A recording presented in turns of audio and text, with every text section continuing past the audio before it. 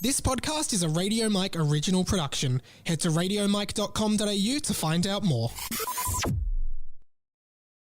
Hey guys, it's the last episode for the year of 20th Century Boy. But if you're looking for more content over the summer, then head to the Patreon, patreon.com/radiomike, where producer Pat and I will be doing a limited series called Pat and Mike's Summer Sesh every Thursday until the podcast returns. Episodes themed around our best memories of New Year's, our favourite summer memories, and much, much more. So head to patreon.com/radiomike for more content over the summer.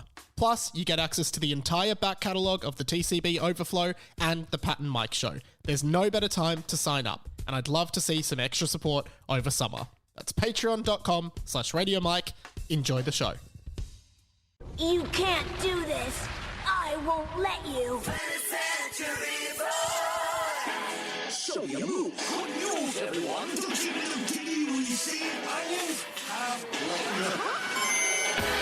Welcome to 20th Century Boy. My name is Final Mikey Nation, and this is the inside of my mind. Welcome to the season finale for season 4 of 20th Century Boy. This is the last episode for the year. Final Mikey Nation, of course, is a reference to that and the film, the horror film franchise Final Destination, which is decent. Not sure if anyone's a huge fan of it, but I think I've seen the first one and like the fourth one, and it's just I don't know why I'm talking about this. Welcome to 20th Century Boy for the last time this year. This podcast is the conversations you wish you were having about the stuff that nobody else cares about. Tackling all kinds of crazy topics in pop culture world and Mike culture world, i.e. my life, because especially this year we've done some pretty crazy things on this show. And welcome all of you. Crazy to be at the end of the 4th year of the show. Now the last episode of the year usually is more of a chill episode, just more of a reflection episode, and not as many angry rants as a lot of the show is nowadays. But yeah, just looking back, I've had a really long week. You can find out a bit more about that over on my Instagram or in the podcast Discord. It's been a busy week and a difficult week for me, so it's going to be more of a light, casual pod, but I still have a bunch of stuff I'd like to talk about. But yeah, I guess the first thing I wanted to say is a huge thank you to everyone for your support in 2022. It's been awesome. It's been the biggest year of the show. It's been the biggest year for me, Mike, as a creator. And it's been absolutely amazing having all of you guys and the show growing. So if you're new to the show in 2022, if you're old to the show in 2022, regardless, welcome and thank you. And can't wait to be back for season 5 in 2023. And I'll outline a bit more of the next few weeks and the schedule and everything a little bit later. I did want to quickly do, we don't usually do this at the start, but let's just start with this. The plug. Because in biggest news of this show's history and biggest news for me as an individual, I would like to plug something really exciting that I'm doing in 2023. On February 4th, 2023, here in Melbourne at the Coopers Inn at 7:30 p.m, I will be doing my first ever live podcast. It will be a live recording of Harry Potter and the Boys, a fan fiction podcast that I do. I'm sure many of you here listen to it. It's my first ever live show. And 4 years ago when I started this podcast, I never, ever could have imagined doing a live show. Genuinely cannot believe it, because for a lot of my life, there was this anxiety there of doing anything in front of a crowd. And somehow I'm just sort of over it now. I'm like, yeah, I want to do this live show. The tickets went on sale today, Tuesday the 18th, 19th, 20th of December at time of recording. We've already sold a bunch, so get in, radiomike.com.au/tickets. Even if you don't listen to Harry Potter and the Boys, I think it'll be a great night. Special guest Sam Garlep will be there. We have an absolute blast recording the pod, so we can't wait to do it live. It's going to be a heap of fun. Sam's really excited as well. And I'll meet you all, so if you want to meet me, just come to the show. It's as cheap as I could possibly make it. It's about $20 a ticket, and I would absolutely love to see you there. This is the biggest undertaking for Radio Mike Productions and that I've ever done, and I'm really excited to do it. A lot of people have already bought tickets, so I would love to see you there. Meet me, grab a photo, I'll sign whatever, and just have a laugh, have a good night. It'll be a Saturday night, so it'll be a lot of fun, and yeah, really, really excited for that. So just wanted to plug at the top, radiomike.com.au/tickets, or just in the link in the description of this podcast, there'll be a link, or just go to my Instagram, you will find it. Please come along. If you like 20th Century Boy, I'm sure you'll like the humor of Harry Potter and the Boys, and I would absolutely love to see you there. 2022 has been a big year for many reasons, personal and career-wise, and last year or the year before, I did this little bit on what I learned in that year to wrap up the year, and I just wanted to do a little bit of a roundup of some of my key learnings of the year, because this podcast is as much for me as it is about you. You know, this podcast is very therapeutic for me, and it's like a one-way conversation. You can contribute, but not live, obviously, because it's a podcast. So radiomikepod@gmail.com, any of my socials, chuck me a follow. That's how you get in touch with the show. Or, of course, let's do this one more time for the year, the podcast hotline. If you've got a contribution to the podcast, there's only one number you see. Go 1-800-438-353. That's something I want to get back going in the new year. The hotline has been severely lacking in 2022. I would love more hotline. Leave a voicemail or just send me a voice message on Instagram. Hey, Mike, was listening to the podcast, heard you say this was interesting. What do you think of this? Just helps me build the show each week. I'd really love to feature your voices more. So if you can't voice message in, just write in. Again, any of the socials. But 2022, a lot of learnings here. And I think we're in this time where, you know, we've not wrapped up COVID, but that period of our lives that we look back on, which was so uncertain and just crazy generally. And 2022 is the first year here in Melbourne, at least, where we've been free, in inverted commas, for the whole year. We haven't been locked out at all. A few years ago, I talked on the pod about how a really important catch-up I had a few years ago with Hamish Blake. Great dude, I'm sure you know him. We got breakfast in Richmond long time ago, and I was telling him about how I basically felt stuck. It might have been the second year of the pod, and I felt like I had something to offer, but I was always riddled by this anxiety of not knowing, not feeling confident, fearing judgment from others and judgment of others, people, you know, attacking me and whatever. And it was stopping me from just putting myself out there. It was stopping me from making decisions about what I wanted and what I wanted to do. And he showed me this this quote from Theodore Roosevelt, "The Man in the Arena." I now have it printed and framed in my apartment. I'm just looking at it up here. And the conceit of that that quote is that the man in the arena, like, you're, as a creator, you're in the arena. Like, think of a coliseum with a gladiator in the middle, right? Fighting lions or whatever the hell they used to do. And outside the arena, on the you know, the seats, there's thousands of people outside the arena throwing stones, throwing stuff at him, yelling at him, telling the gladiator what to do, telling everybody what they should do, telling him what he's doing wrong, telling him what's good, what's bad, blah, blah, blah, blah, blah. And it's all noise. And at the end of the day, you're the man in the arena. None of them are in the arena. Only you're in the arena. And that's what it is. And that's kind of what he told me. And it took me I think you understand it, but it took me a while to start living it. And I think in 2022, it was the first year that I really felt like I lived that. I just decided in 2022 to stop, to second guess the voice in my mind that's like, don't do that because people will judge you. I just started posting more content. I started being more public about the shows I was doing and the content I was making and not caring what other people thought, just being like, I'm putting this out there because I want to do it.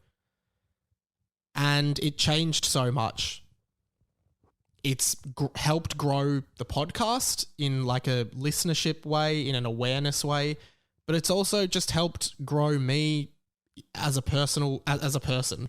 I feel so much more confident. Again, coming back to that point of now I feel like I can do a live show and I don't have to be worried about that. All of that stuff. And I think that that was a really important learning moment for me. It's taken me maybe 2 years to, like, I understood the man in the arena, but now I feel like I live it more. And now I just don't care. I get abusive messages on TikTok all the time and I just don't care. Like now, if someone says something mean to me in a comment, I just block them. I'm like, okay, I'm blocking you. I don't care.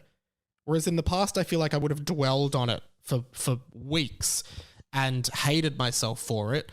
And I would learn from that and it would prevent me from doing something like that again. So living that ethos in 2022 is something I want to continue in 2023. It's why I'm doing the live show. That's why I'm trying new creative stuff in 2023. I really want to try some stand-up.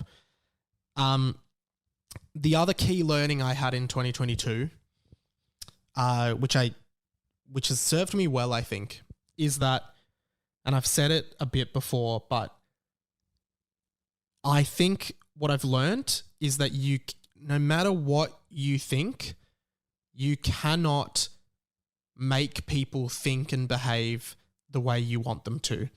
You can't.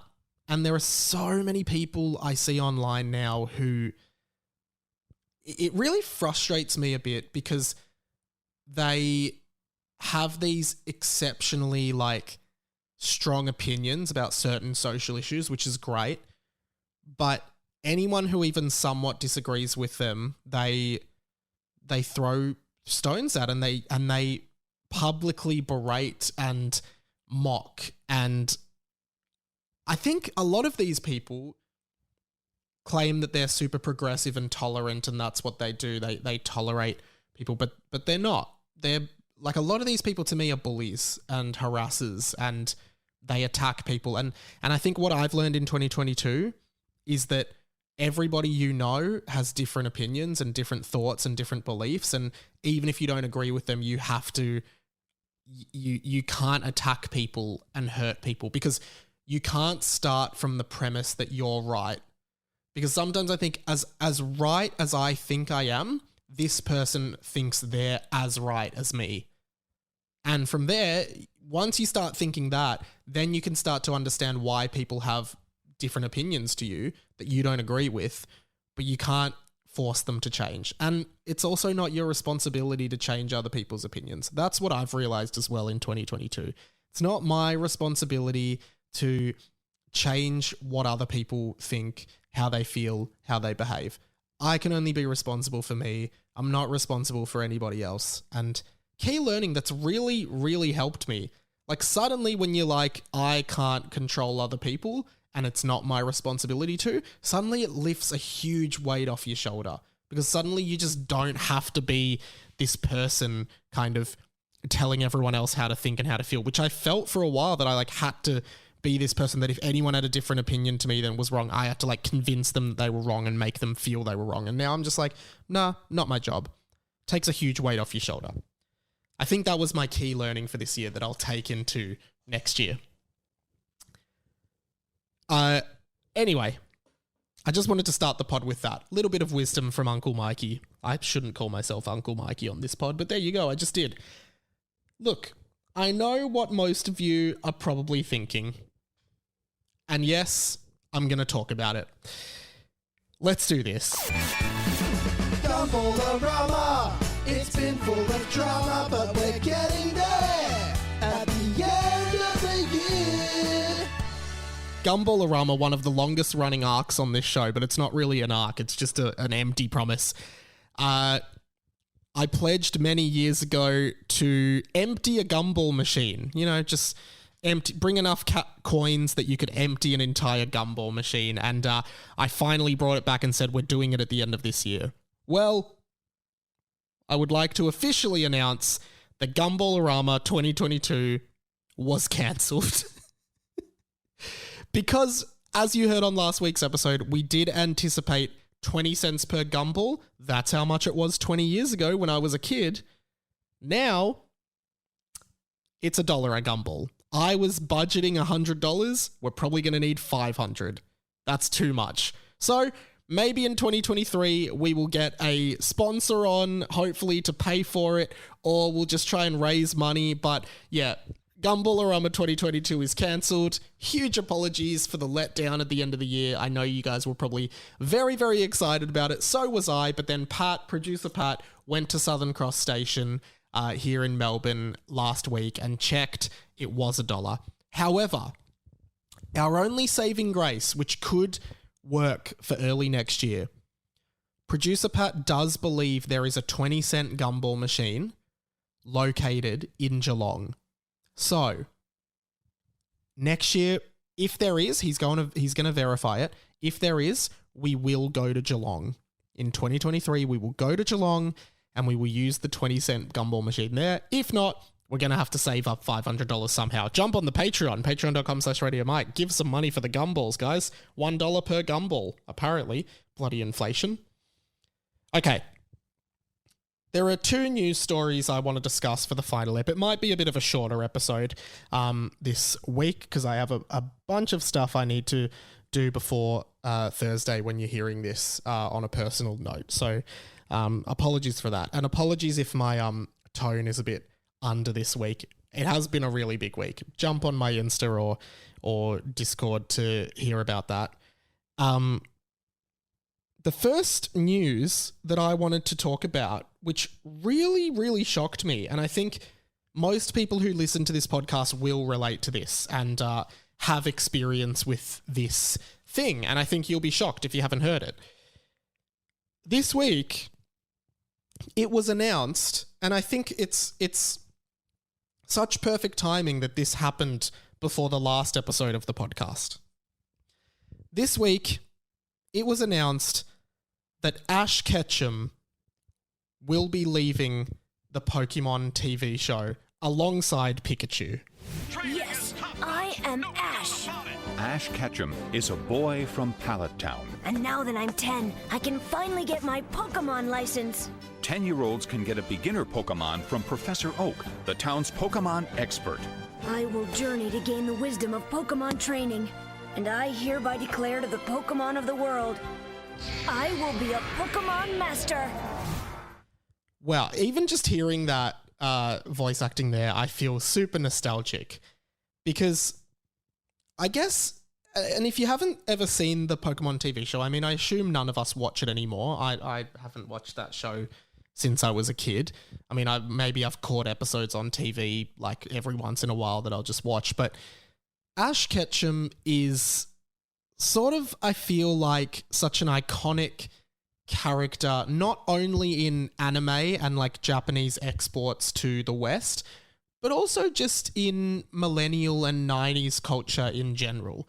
I think as a character, he's just such a iconic anime dude who just represented every kind of kid from the 90s. And, you know, the clip I just played you there was from the first ever episode of Pokemon, the anime, Pokemon I Choose You. Would have aired maybe in the late 90s. And I guess as a kid at that time, it was the right time for a lot of kids. Like, we were 4 or 5 years old and this Pokemon thing started and it became a worldwide phenomenon. You know, it was a video game. Then they turned it into an anime to help sell the games. Then they turned it into trading cards and other, you know, spin-off games and movies and everything you could possibly get. The most profitable franchise in the world for good reason.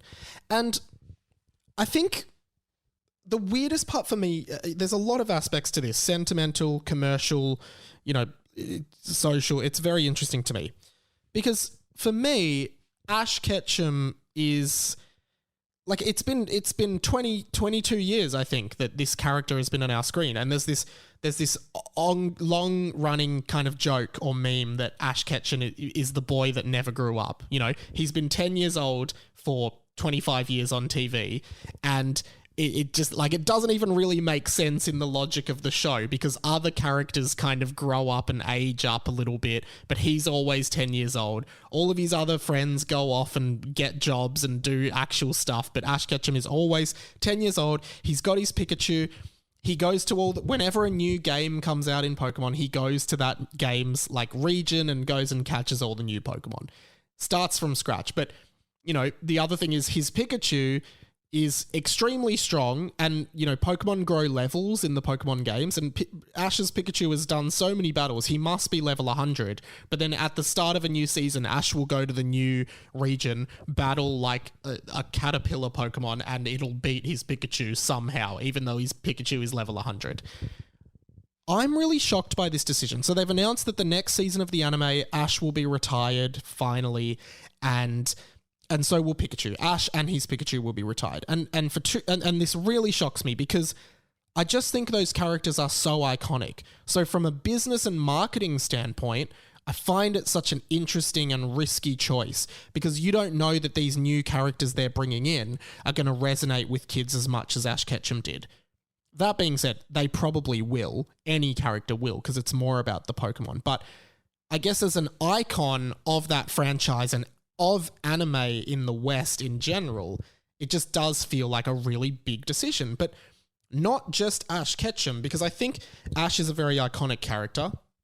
Again, very representative of that millennial 90s boy. And to be fair, the new characters, there's 2 new main characters they're going to bring in. And one is a boy, one is a girl, right? I guess trying to, again, when Pokemon first came out, I think gaming and all of these things were very much about boys, right? Even to the point that, like, the Game Boy was literally called a Game Boy. That's all part of, those are all marketing decisions. Like, they weren't targeting girls. But now I think in 2022, 25 years later, it's a very different landscape for these things. So it's like, yeah, we need a guy and a girl. We need 2 main characters, and, you know, we need to try and represent as many people as possible, which I think is a good thing. The main thing that shocks me so much about this is the fact that they will retire Pikachu as well. Because as much as Ash Ketchum is the face of all the children in the world that love Pokemon, Pikachu almost undoubtedly would have to be one of the most iconic fictional characters of all time. Like, I really do believe that in 2022, more children would be able to recognize and name Pikachu than something like Mickey Mouse, which I guess maybe to you doesn't seem necessarily, depends on when you're born. Maybe that seems like a no-brainer. I guess when I was born, Mickey Mouse was a very prominent character. So was, like, Bugs Bunny, even though they were still very relevant. Now, not so much. But I genuinely think that Pikachu is just one of the most profoundly successful character designs in history. You know, it has everything going for it. It's cute. It can be angry. It can be edgy. It has thunder cheeks. Like, it uses electricity to attack. It can fight, but it's also adorable and cute. You know, really, really gets every market in. Boys love him because he's aggressive and fights. Girls would love him because, you know, I'm generalizing, by the way, but girls love him because he's cute, adorable, has a cute voice. And to me, Pikachu is a goldmine. And he springs up, like, you know, he is the mascot of the franchise. He really is the mascot of definitely the anime. Also, a lot of the games, you know, highlight Pikachu a lot. And, you know, if there's ever like a Pokemon crossover thing, it's always Pikachu. You know, Pikachu is the Pokemon rep in Super Smash Bros., the original Pokemon rep. He pops up in all kinds of different things, right? And don't even get me started on Pikachu plush dolls, merchandise, like all of this stuff that features Pikachu. So to me, it is super, super interesting that they will retire that character from the show and no longer have Pikachu as the mascot of the show, because I don't think there are many other Pokemon that could really fill that void. I remember in the first season of the show, I mean, obviously you have like your starter Pokemon that were big, like Bulbasaur, Squirtle, Charmander. in the when I used to watch the TV show years and years ago. And then they also had Jigglypuff. But I just thought Pikachu was such an iconic design. So very interested. I really do think it will still have some kind of presence in that show. And they're actually doing like a farewell season for Ash. They're doing like a mini series where they farewell Ash and he reunites with all these old Pokemon. And like, I even saw like one of the most iconic, for all 90s kids, back me up here, one of the most iconic episodes of the original show was when Ash says goodbye to his Butterfree, who falls in love with another Butterfree, and he cries and they fly off. So sad. Breaks my heart every single time, right? And in this little trailer for the miniseries, they show him reuniting with his Butterfree. And for us, it's 20 years later. But you've got to imagine for him, it must be less than a year later, because like canonically, because he's still 10 years old. That's where it stops making any sense. But I'm going to watch it for sure. Like, I just think it'll be such a interesting way to see how they send off this character. And I do really believe that he will pop up. I think maybe a lot of people are saying that he might be the father of one of the new characters, so he might finally grow up and be in the show. Otherwise, a lot of people just think he'll be a recurring character in the new show, but not the main character. But I don't think they're done with this character for good. He'll always be part of that world. He'll pop up he'll definitely pop up on screen again. And I'd love to think in 20 years' time we get some kind of Luke Skywalker-esque return of Ash Ketchum in the show as well. The same way, Luke Skywalker pops up at the end of Mandalorian. Something like that would be really awesome. But yeah, I think it makes me feel weird in a lot of reasons because, nostalgia aside, well, not nostalgia aside, but just generally speaking with this character, like, I just turned 28. Like, I'm really pushing being young. Like, I'm going to be 30 in a couple of years. I'm getting closer to 29 now. It's been like 2 weeks since my 28th birthday. And, coming to the end of the year and, lots of life changes for me this year as well. I think just seeing this news kind of made me be like, yeah, like, I'm growing up and like, the world is moving on from the stuff that I was into.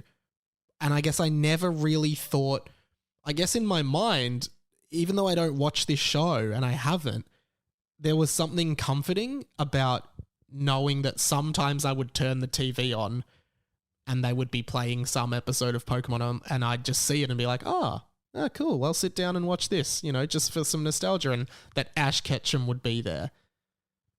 Because every kid wanted to be Ash Ketchum. He was awesome. And yeah, it's just sad. The other thing for me, I think that like the thing I never expected would happen but will eventually happen inevitably is like The Simpsons being cancelled. One day they will probably stop making episodes of The Simpsons, and it'll probably be soon if it's happening. And yeah, I think that's something inevitable, but it will still be sad to me when it happens, even though I don't really watch the show. Even though I don't I don't engage with I still engage with The Simpsons, but I don't watch the show too much. It's just comforting for me to know that they still make the show and that it still happens. So I think, yeah, it was weird news for, I think a lot of millennials who read it were like, oh, that's weird. Like, that's weird. It really is ushering out our childhood a little bit. And I really felt that. So I'm really fascinated to see what comes next. I am genuinely excited for this little farewell miniseries. I'll definitely watch it. I might even talk about it on YouTube or on this pod or something like that. But I would love to know your thoughts as well. Like, because the other thing is, because the show and the games would kind of reset every 2 or 3 years when they put out new games, then the new season of the show starts and it kind of resets. I think every kid kind of got a fresh start with Ash. I just happened to be a kid when the show started. And I'll tell you, like, we loved that show. Me and my brother used to watch Pokemon religiously. It was a really fun show. It was really exciting as a kid. You know, you got to see all these Pokemon and you just, I don't know, you wanted to find out what happened next, all the battles he was doing, all the Pokemon he caught. You were interested in that.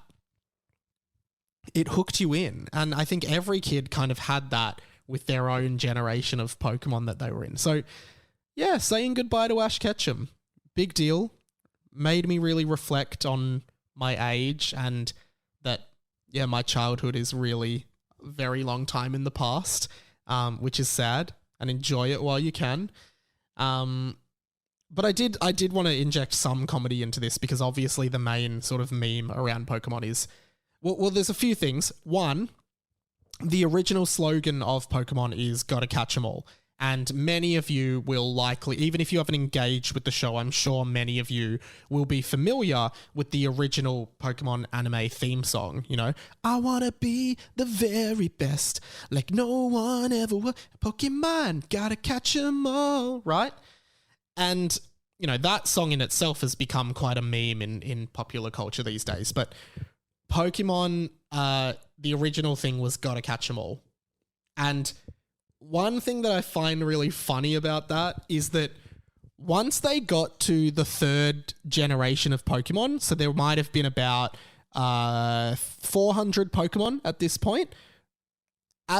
When they got to that point, this is a true story, they actually dropped the "Gotta Catch 'em all" tagline of the show because they realized that it would just become impossible and unreasonable for anyone to catch them all, especially Ash Ketchum in the show. So they actually dropped the "Gotta Catch 'em all" tagline because they knew if they were just going to keep going at this trajectory, which they did, there's now over 1,000 Pokemon.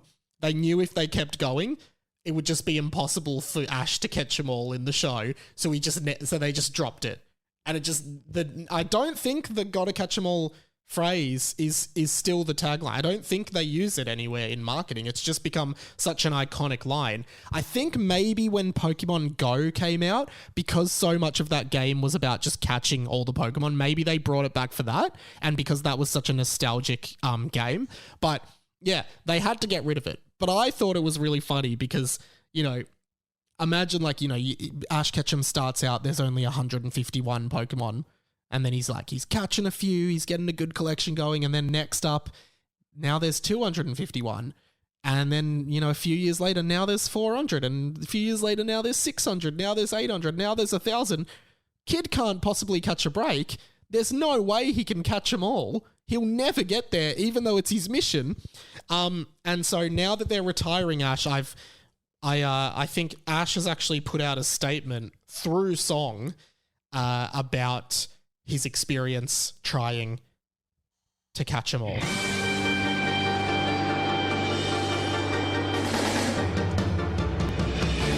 I wanted to be the very best, like no one ever was. To catch them was my real test, but now I'll have to pause. Because I travelled across the lands, searching far and wide. But when I learned there's over 1,000 of them, I just broke down and cried. Pokemon, I couldn't catch them all. My friends all abandoned me. Pokemon, oh, I have no friends. I've been 10 for 20 years. Pokemon, oh, this can't be true. I should be like 32. I can't do this anymore.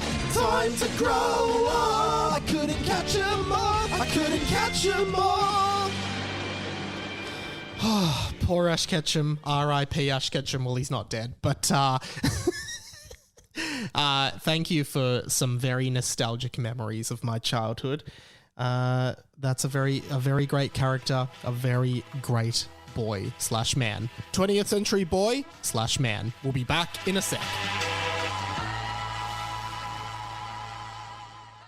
Excuse this interruption, everyone, but in 2023, you'll have your first opportunity to see me do a podcast live and meet me and get a photo with me and all the stuff that I'm sure you are desperately wanting to do. Okay, maybe not, but anyway, it's the Harry Potter and the Boys live show, and you can get tickets right now at radiomike.com.au/tickets. It's on February 4th, 2023, and I'd love to see as many of you there as possible for a night of laughs, fun, and Harry Potter fanfiction. I'll be joined by special guest Sam Garlep, and we're looking forward to having a really good night. Tickets again are available at radiomike.com.au/tickets, and if you want to support the show, this would be a really great way to do that. Hopefully, I'll see you there. Now, let's get back to the show.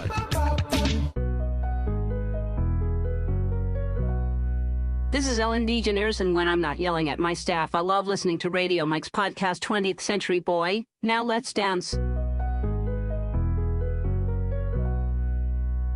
I've actually got two more things. First and foremost, I actually just saw this on Twitter, and it just made me, I don't know, it didn't make me angry. I just feel like this is one of the dumbest things I've ever seen on the news. Just take a listen to this. Santa has come under fire for his weight, with health experts arguing the jolly old man is setting a bad example. But calls for his unhealthy helpers to be replaced in shopping centres have been slammed. Maggie Rayworth explains. It's a busy time of year. Spare a thought, though, for Frumpy Father Christmas. Working round the clock means no time for a jog. Santa Claus is being fat-shamed. Overweight, overindulgence, being obese is not necessarily the message that we want to impart on our kids. Okay, there's just so much, like, I almost can't, it feels like satire to me. I think, like, first of all, I just wanted to, if you've got children listening right now, maybe turn it off.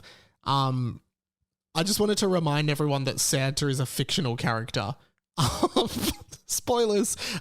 But like, why is this just like a fluff news story, or is this legit? Because the idea that Santa being overweight is sending a bad message to children is actually, like, hate the word, but it's super problematic in many ways, because it's implying that, like, any overweight person, you know, we shouldn't be encouraging it and et cetera, like that we should be judging them. And they actually are saying we shouldn't hire overweight old men to play a shopping center Santa because it's setting a bad example for kids, which is a ludicrous proposition, and we all know this. No one could legitimately think this. I am sorry. Nobody, I repeat, nobody could legitimately think that this is a problem in any way. Saying only healthier-looking men should take the role in shopping centres, but Santa is happy in his own skin. That's all Santa. I think the image of Santa is a jolly man, and so I think that's just what it is. Yeah, that guy's exactly right. It is what it is. What, we're going to suddenly have, like, Santa, like, lifting weights? We're going to have Santa Claus, I don't know, doing push-ups? He doesn't have time. He's busy making... Even in the canon of the Santa Claus lore, he doesn't have time for that shit. He's way too busy. He's way too busy preparing presents with all the elves all year. Santa does not have time to be doing push-ups, going for runs, watching his weight. The man works around the clock to deliver presents for your children, all the children in the world, and you want him to watch his weight? Mate, I think Santa should finish up on Christmas Day. He finishes up and he goes home and he eats his brain out because he knows he now has to make billions of toys for next year for the rest of the year. And he's definitely underpaid. Absolutely ridiculous for Santa. Instead of leaving just milk and cookie, maybe leave out a healthier alternative such as apples. Is this actually a joke? This is possibly one of the dumb... This guy says he's a health expert. Hey mate, do you understand how weight gain occurs? It makes no difference if Santa is eating 1 billion cookies around the world or 1 billion slices of apple. It's calories in, calories out. It's not about the food. Okay, maybe there's more calories in a cookie than a slice of apple, but really, if you're eating at 6 billion houses if you're eating at 6 billion houses on one night, a cookie from every house or a slice of apple from every, there's too many calories, mate. And him eating apples, it doesn't make a difference. What? You're going to put like a protein shake out for, like, I think this is the dumbest story I've ever seen. You know, Santa Claus, just hear this. You don't mind Santa being a bit fat? No, not really. I don't care. That's just how he is. Thank you to the wisest person in this story happens to be like a 10-year-old boy who's like, no, I don't care if Santa's fat. One, because that's just how he is. But two, because he's a fictional character. So it makes no difference whether he's fat or thin. And the idea of a jolly old grandfather-esque man who brings presents to us every Christmas is quite a delightful and fun thought for a child to have. And it would actually possibly be creepier if he was a skinny, fit old man. So no, Santa should not be skinny. I swear to God, if in 20 years I have kids and Santa's not allowed to be fat anymore, I'll cancel Christmas. There will be no Christmas. Either Santa is fat or there is no Christmas. There's no in between. I don't even want him to lose weight. If I hear on the news next year that Santa's looking slimmer and he's lost 10 kilos and Mrs. Claus is really happy and they've gone on a couple's diet together, even though Mrs. Claus isn't traditionally drawn as fat. Well, really, you don't see much of Mrs. Claus. I wonder what she does with her days. Does she help Santa? Anyway, you don't know. But I'm serious. If Santa isn't fat, there is no Christmas. Santa being fat is actually the representation of what Christmas is, which is a day in which you splurge and eat as much food as possible with your family, right? You don't hold back. No part of you on Christmas Day goes, oh, maybe I should watch my intake. No. Christmas Day is the day that you go wild and you eat everything your nonna makes you for dinner. Every single thing. You do not hold back. You have soft drink, you have alcohol, you have desserts, you have fruit, you have coffee, you have every single thing, and you feel like shit after it. And you do that for Santa. That's why he's fat. It's because it makes you feel okay at the end of Christmas when you have eaten a shitload of food and you feel like shit. And you go, well, Santa gets away with it. Why can't I? There you go. Santa needs to be fat. I wanna fuck you hard on the sink. Sorry about that. Also, Santa's a fictional character. So, you know, it's like saying, I don't know, Hagrid, he's a bit fat. Maybe he should be skinny. Just saying. Well, Hagrid is a complex individual. And so Santa Claus is a complex individual. You don't know why his eating habits are the way they are. You don't know what goes through Santa's mind and the neural pathways that make him want to eat in excess. You don't know that. You can't judge him. Leave Santa alone. I don't want to hear about this next Christmas. I'm telling you now. And if anyone is putting apples or any other fruit out for Santa, you think he's going all the way around the world in one night using his magic time travel powers to deliver presents to all of the kids, right? And you think he wants to eat apple? Give him a choc chip cookie. Because I'm telling you now, if he sees apple, you're getting coal. I swear to God, if I was Santa and I'm going in and out of every house with my time travel magic powers, you know, and I see an apple, how do we know cookies don't give Santa magic? How do we know that? And if you're giving him apple, you're not replenishing his magic. Don't give Santa an apple. Don't do it. Don't cave. Don't cave to the media pressure. Let Santa be fat.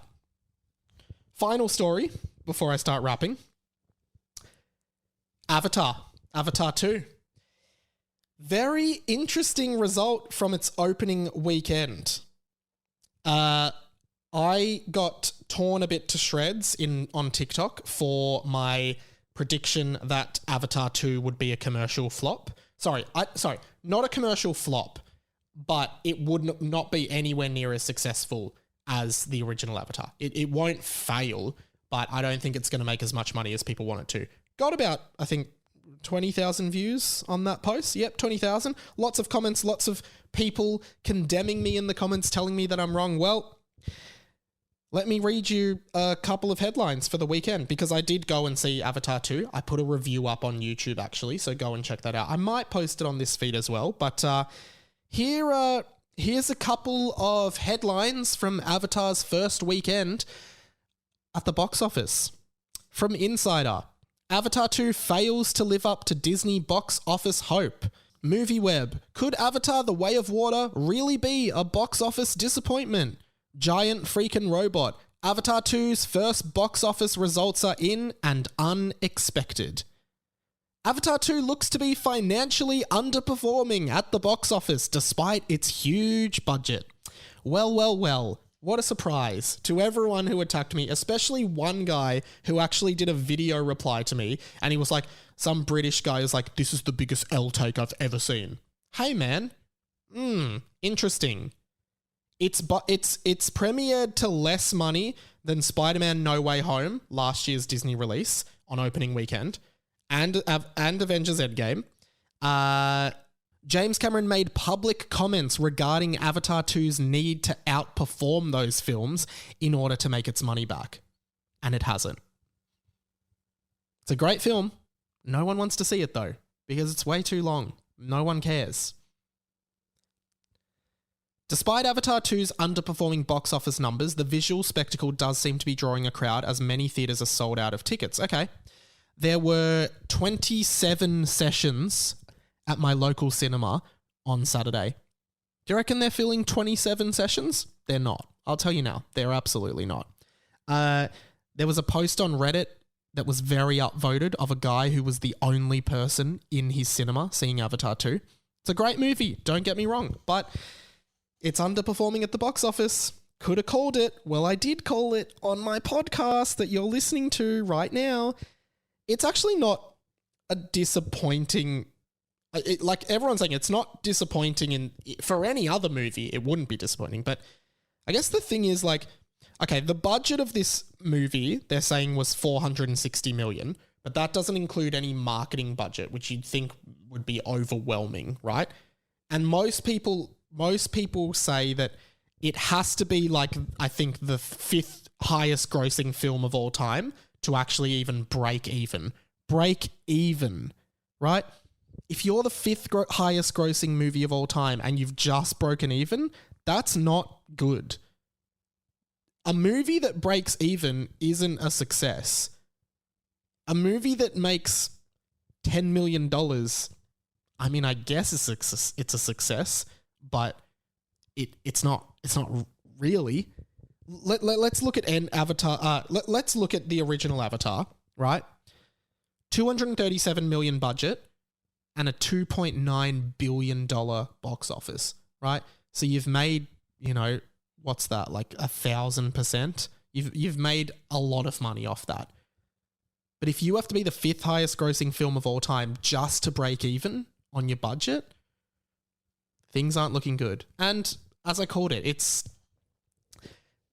a great film, but James Cameron, I think, overestimated how successful it would be. So, yeah, that's those are my thoughts. I could be wrong. It could grow over time, but honestly, I'm going to predict that it won't. It's just not going to do as well as they want it to do. Disney will spin it. They will spin it as much as they can to make it seem really good, but, I really don't think it's going to do very well. Okay, coming to the end of the show. And few things I wanted to say. Few thanks. As I've said, this is the biggest year that this show has ever had, and I hope 2023 will be bigger. In fact, it's going to be my mission to try and make it bigger. Listenership up, awareness up, social presence up, views across our short form content and our YouTube channel content up. It's awesome. And I'm super grateful.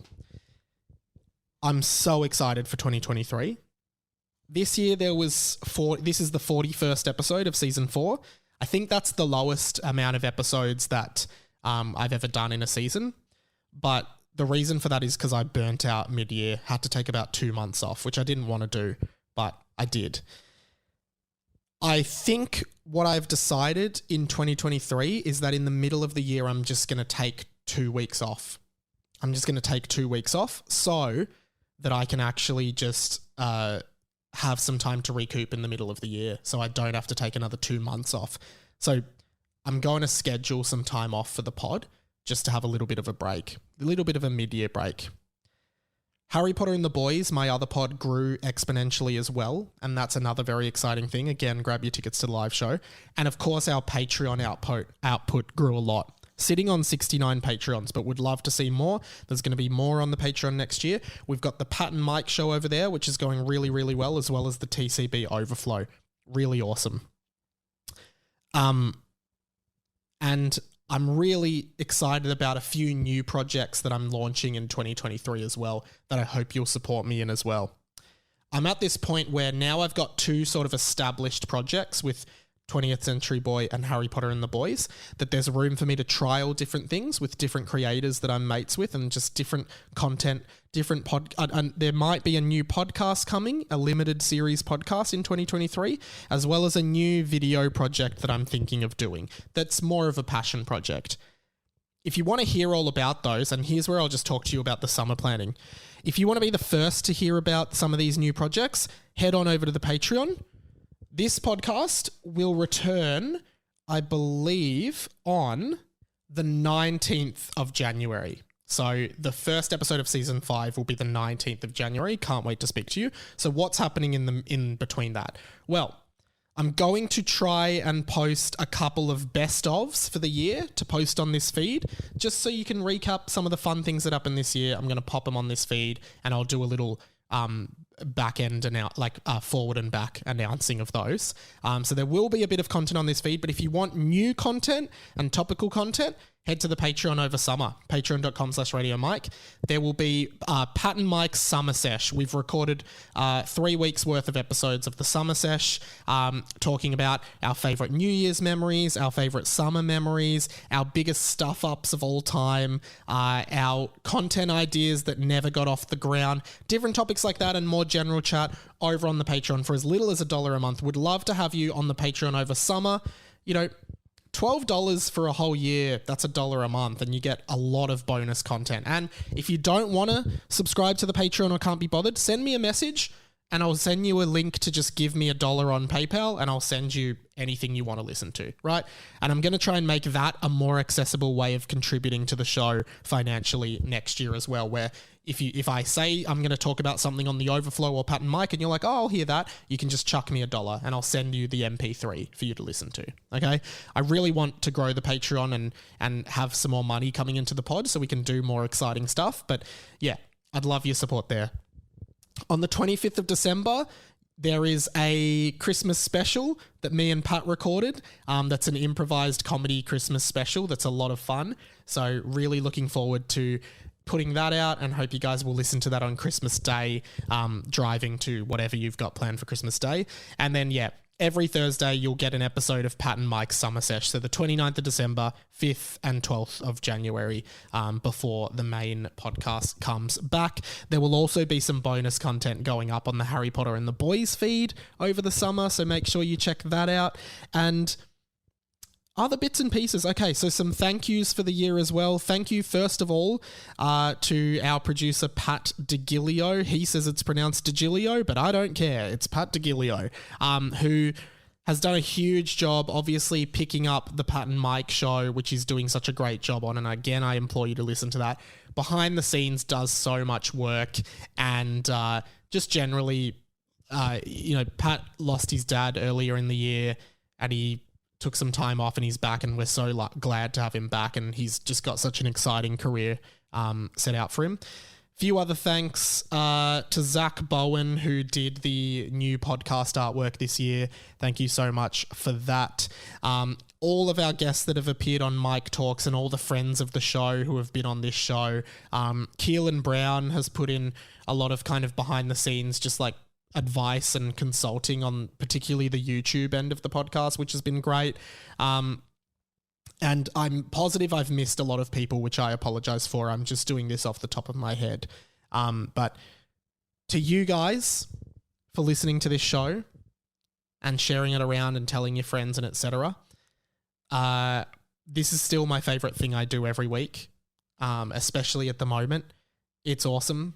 And having you guys contributing, it really does make my day when I get a message from someone going, hey, listen to the pod, thought this.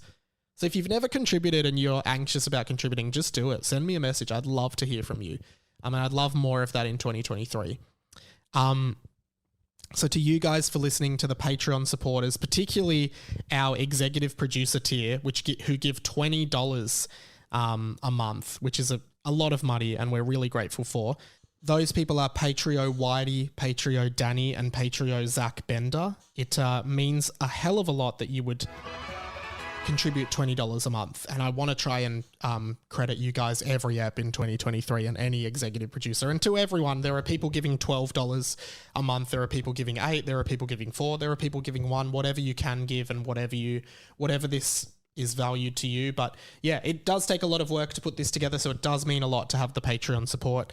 To everyone who's messaged, to everyone who's been around this pod, dedications for the year. 2 dedications this year. Earlier in the year, Pat's father passed away, Roy DiGilio. And look, I know that was a really obviously big moment for Pat. So last year I did a dedication for the show. So first of all, I want to dedicate season 4 of this show to Pat's dad, Roy. So thank you, Roy. And then second dedication from my end is for my nonna, who has appeared on this podcast a couple times in the past, who actually passed away on last Thursday. So getting ready for the funeral and everything this week. So I wanted to dedicate this podcast as well to my nonna, Pina Giansiracusa, who was a very encouraging woman of my cheekiness and my sense of humour. An incredible woman who loved her family very dearly. And yeah, I wanted to dedicate season 4 to those 2 people who are incredible people in for me and for Pat. So yeah, thank you so much, guys, for listening in 2022, sorry. Hopefully you'll come back in 2023. So many highlights featured on the Kyle and Jackie O show, featured in the Wall Street Journal podcast. So many viral moments, so many fun moments. Can't wait to do this all again in 2023 with new topics, new episodes, new games, new segments, new stuff. Mike's big year of live music, Mike's bigger year of footy.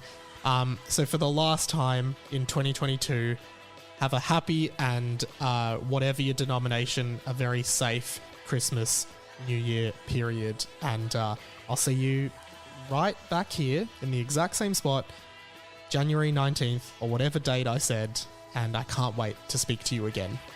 So for the last time, my name's been Radio Mike, and this podcast has been The Inside of My Mind. We'll see you later.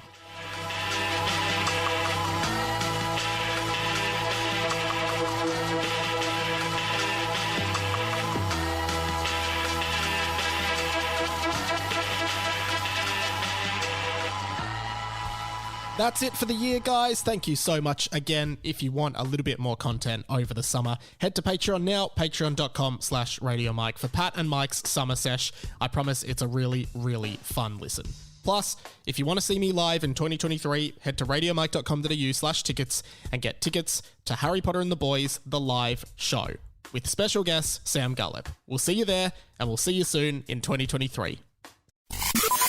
This podcast was a Radio Mike original production. Head to radiomike.com.au to check out all our other content, stay up to date at radio.mike on Instagram, and get in touch, radiomikepod@gmail.com.